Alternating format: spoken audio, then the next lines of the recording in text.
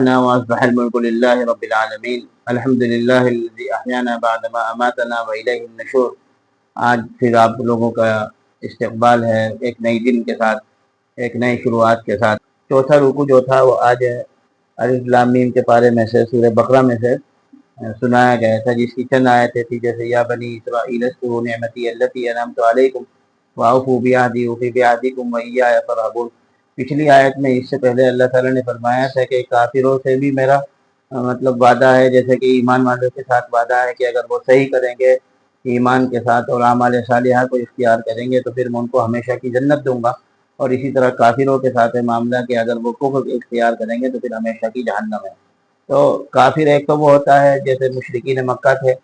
کہ وہ اللہ کو مانتے ہی نہیں تھے اور اپنے بتوں کو اور اپنے ان سب چیزوں کو مانتے تھے اور انہیں کی پوجا کیا کرتے تھے۔ اور ایک کافر وہ ہوتے ہیں جو اللہ کو مانتے ہیں، آخرت کو تسلیم کرتے ہیں، قبر اور حشر کو مانتے ہیں، سب کچھ مانتے ہیں، لیکن اللہ کے رسول صلی اللہ علیہ وسلم کو تسلیم نہیں کرتے۔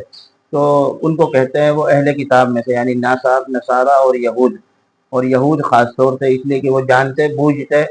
آپ صلی اللہ علیہ وسلم کا انکار کیا کرتے تھے۔ تو ان کو یہاں پر یہی یاد دلایا گیا کہ دیکھو اللہ تعالیٰ نے تمہارے اوپر بہت سی نعمتیں کی ہیں اور تمہارے خاندان میں انبیاء علیہ السلام کو بھیجا ہے، باوجود اس کے تم جو ہے آپ صلی اللہ علیہ وسلم کا انکار کرتے ہو، باوجود اس کے کہ اللہ تعالیٰ نے باقاعدہ توریت اور انجیل میں یہ بات فرما دی کہ ایک رسول آئے گا جس کا نام احمد ہوگا، اور باقاعدہ حضرت عیسیٰ علیہ السلام نے ان کا نام بھی بتا دیا آخری دور میں، اور تم نے جو ہے کہا کہ ہم مانیں گے، لیکن جب وہ نبی آیا یعنی آپ صلی اللہ علیہ وسلم تشریف لائے، بجائے اس کے کہ آگے بڑھ کے جو ہے ان کا استقبال کرتے اور سب سے پہلے ایمان لانے والوں میں ہوتے، اس لیے کہ پہلے سے معلوم تھا، لیکن وہ بندے جو ہے سب سے پہلے انکار کرنے والوں میں ہو گئے۔ تو اسی کو یہاں فرمایا گیا وَلَا تَكُونُوا أَوَّلَ كَافِرٍ بِهِ، یعنی تم لوگ جو ہے سب سے پہلے کفر کرنے والے مت بنو، کیونکہ یہود جو تھے مدینہ کے اندر وہ سب سے بڑے عالم سمجھے جاتے تھے، علم والے سمجھے جاتے تھے،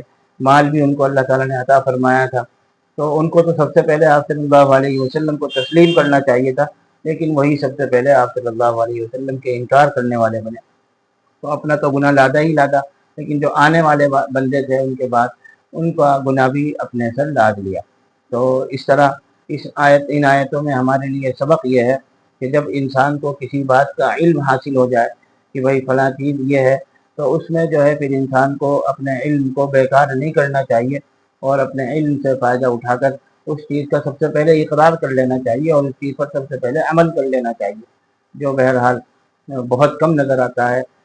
کسی چیز کا جان لینا اور کسی چیز کو مان کر پھر اس پر عمل کرنا یہ الگ چیز ہے۔ تو جانتے بہت سے ہیں لیکن مانتے بہت کم ہیں، اور عمل تو اس سے بھی کم کرتے ہیں۔ تو اللہ تعالیٰ ہمیں اس روش سے بچائے، ہم جو جانیں اس پر مکمل طور پہ عمل کرنے کی کوشش کریں، اور یہود و نصارہ کے طرز عمل سے ہمیں بھی اور ساری امت مسلمہ کو بھی بچائے۔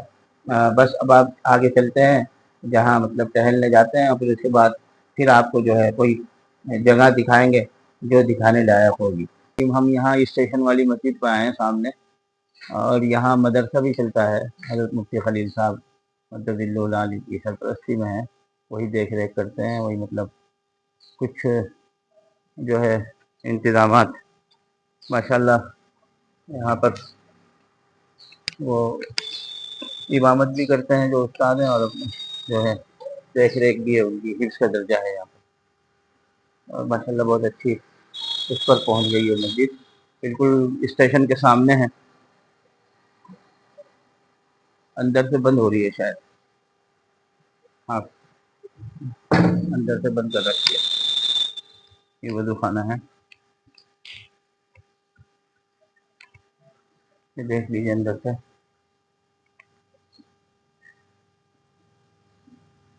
مسجد ہے اندر، خوبصورت ہے مسجد اندر،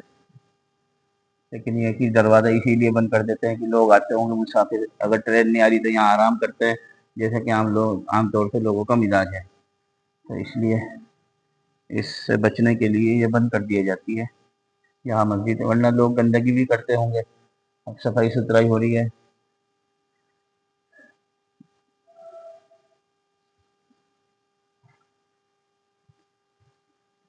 دیکھتے ہیں نماز کتنے بجے ہے یہاں پر،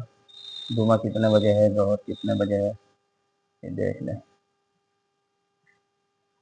خطبہ جمعہ 31 پہ ہے اور ظہر 2 بجے ہے۔ تو یہ اسٹیشن والی مسجد، کیا لکھا ہوا ہے مسجد کا نام؟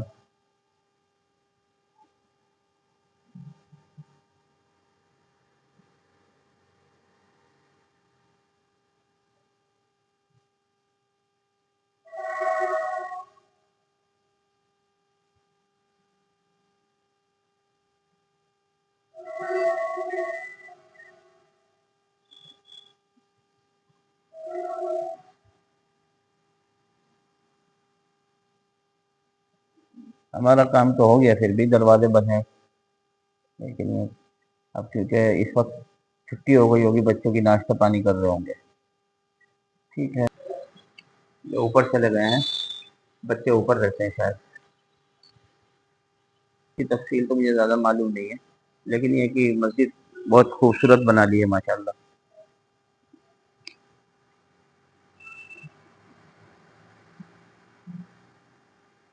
پوری تاریخ مجھے معلوم نہیں ہے اس کے بارے میں، کیا ہے کیا نہیں ہے، لیکن میں جب بھی کبھی جانا ہوا، مطلب نماز کا مسئلہ رہا، تو یہاں پر بڑی آسانی کے ساتھ ہم نے نماز پڑھ لی، اور پھر اس کے بعد بہت کام ہوا یہاں پر ماشاءاللہ، لوگوں نے بڑا ساتھ دیا۔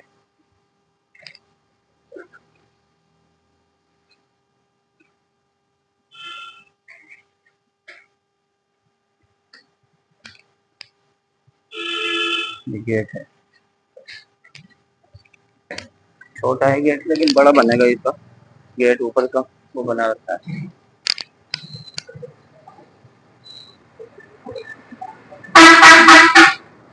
یہ ہے اس کا مین گیٹ۔